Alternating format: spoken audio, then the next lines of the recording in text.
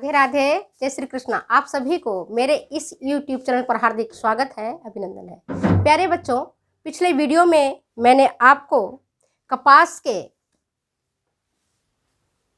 रेशों से किस प्रकार से सूती वस्त्र तैयार किए जाते हैं इसके बारे में बताया था। आज पुनः उन चीज़ों को मैं दोहराती हूँ। अगर आपने उस वीडियो को नहीं देखा होगा तो ध्यान से देखना।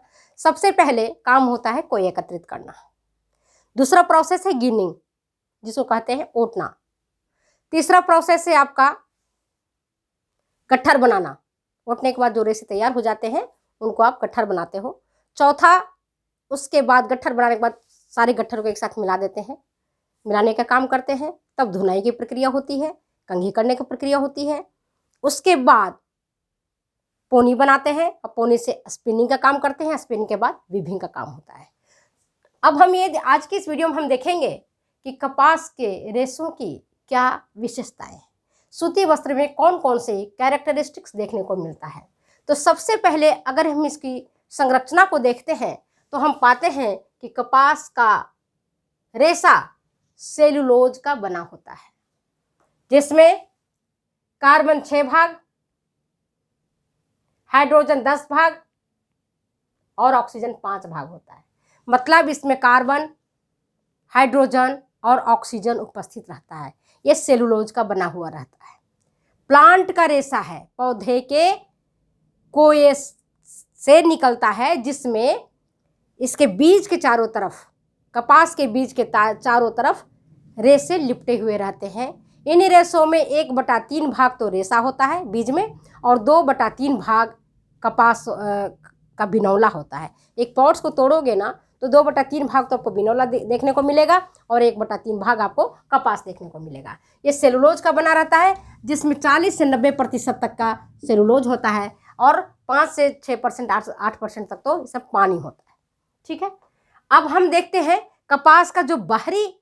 कपास के रेशों का जो बाहरी दीवार होती है उसमें वैक्स नामक प्रोटेक्टिव लेयर रहता है, जो कपास को, जब कपास के रेशे गीली अवस्था में रहते हैं तो इस मोम के कारण, इस वैक्स के कारण ही कपास का रेशा गल नहीं पाता है और सुरक्षित रहता है कोए के भीतर।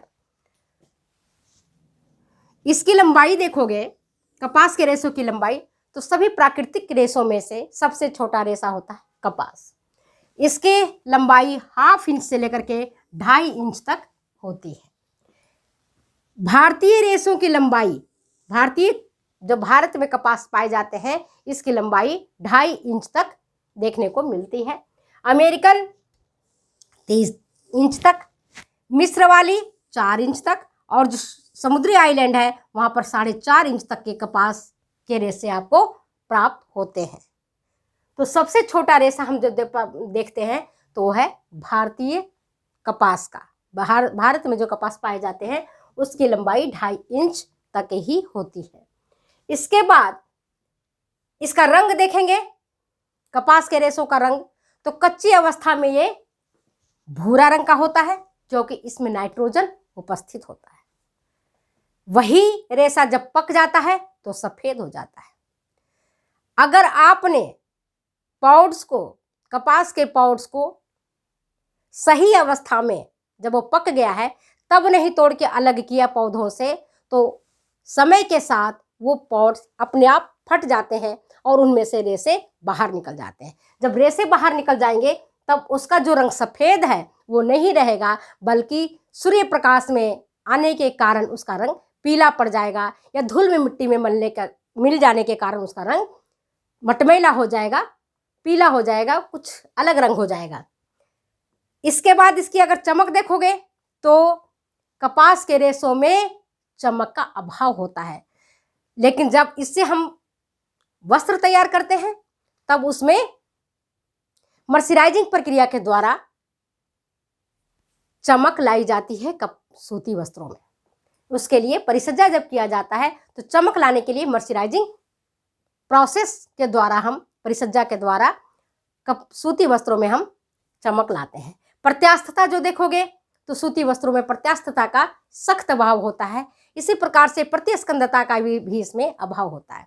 प्रत्यास्थता तो आप जानते हो, अगर किसी भी रेशों को हम खींच दें है ना, खींचने के पश्चात अगर वो रेशे पुनः अपनी जो मूल लंबाई है उस लंबाई को जल्दी से जल्दी प्राप्त कर लेता है तो हम कहते हैं वह रेशा प्रत्यास्थ है। अगर खींचने के पश्चात रेशा वापस अपनी पुनः पुरानी वाली अवस्था में नहीं आ पाता है तो हम समझते हैं कि रेशों में प्रत्यास्थता का अभाव है। इसका सबसे बड़ा उदाहरण कैसे याद रखोगे कि जब आप सूती वस्त्र पहनते हो या सूती की साड़ी हम पहनते हैं या दुपट्टा लेते हैं तो जहां से रेशा तुड़ मुड़ जाता है वहीं पर वही आकार को ग्रहण कर लेता है, क्योंकि उसमें पुनः अपने मूल रूप में आने में उसको टाइम लगता है। तो कपास के रेशों में प्रत्यास्थता का भी अभाव है, प्रतिस्कंदता का भी अभाव देखने को मिलता है। मजबूती के क्षेत्र में देखोगे तो कपास का रेशा सभी प्राकृतिक रेशों से सर्वाधिक मजबूत होता है। एवं जब ये पानी में इसको आप गलाते हो, पानी में डालते हो, कपड़ा धोने के लिए डालते हो, तब इसकी मजबूती तो 30% तक बढ़ जाती है और इसको किसी भी तरीके से जैसे आप चाहें, जिस प्रकार के साबुन से चाहें, जिस प्रकार के सर्फ से चाहें उस प्रकार से रगड़ करके आप धो सकते हैं। कूट पीट के धो सकते हैं, पैरों से मसल के धो सकते हैं, डंडे से मार के धो सकते हैं, क्योंकि इसकी मजबूती बेजोड़ होती है। इसके बाद इसमें क्रीज रेजिस्टेंस, सिकुड़न प्रतिरोधकता का इसमें अभाव होता है। मतलब वो जब रेशे सिकुड़ जाते हैं तो जब तक आप उसे धोओगे नहीं, आयरनिंग नहीं करोगे, तब तक वो रेशा के भीतर, वस्त्र के भीतर जो सिकुड़न है वो अपने आप नहीं जाएगा। जबकि पॉलिस्टर का कपड़ा है या नायलॉन का कपड़ा है या आपका सिंथेटिक का कोई भी कपड़ा है, उसको बार बार प्रेस करने की आवश्यकता नहीं होती है, उसमें सिकुड़न पड़ता ही नहीं है। लेकिन सूती कपड़े में आप देखोगे तो जल्दी से जल्दी उसमें सिकुड़ जाता है, कपड़ा सिकुड़न हो जाती है और फिर वो कपड़ा एक दो बार पहनने के बाद जब तक उसको धो करके प्रेस नहीं करोगे तब तक वो पहनने लायक नहीं बचता है। माइक्रोस्कोपिक संरचना इसका अगर देखेंगे सूक्ष्मदर्शी यंत्र में तो हम पाते हैं कि जो कच्चा रेशा होता है कपास का, वह पतली नली की तरह दिखता है, पतली नली की तरह दिखता है और उसके भीतर सैप होता है, तरल पदार्थ होता है जिसको हम सैप बोलते हैं। समय के साथ जब रेशे सूखते हैं, पकते हैं, तो इसके भीतर, ट्यूब के भीतर जो ये सैप है ये सूखता चला जाता है और जो रेशा पतली नली के समान था अब वो चपटा हो जाता है। रेशा कैसा हो जाता है? चपटा हो जाता है। और जो सेल सैप सूखता है तो इसके कारण रेशे घुमे घुमे इस तरह से रिबन की तरह दिखते हैं, ऐठे हुए रिबन की तरह दिखते हैं। घुमा घुमा हुआ जो रिबन रहता है ना उस तरह से दिखाई पड़ता है। सूख जाता है तो रेशा चपटा हो जाता है और इसी ऐठन के कारण इसके भीतर घुमाव आ जाता है, कन्वल्सन्स आ जाता है। और यही कन्वल्सन्स, इससे फायदा वो ये होता है कि जब कभी भी कपास के छोटे रेशों से वस्त्र हम तैयार करते हैं तो ऐठन देने में ये काम आता है ना, स्पिनिंग करने में काम आता है।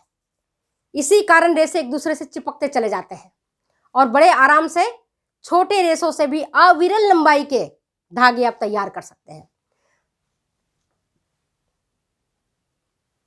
तो सूत कातने में इसका काफी उपयोग होता है। अगर परीक्षा में आता है कि सूती रेशे, कपास का छोटा रेशा छोटा होता है, इसके बावजूद भी इससे लंबे वस्त्र तैयार, लंबे धागे तैयार होते हैं। क्यों?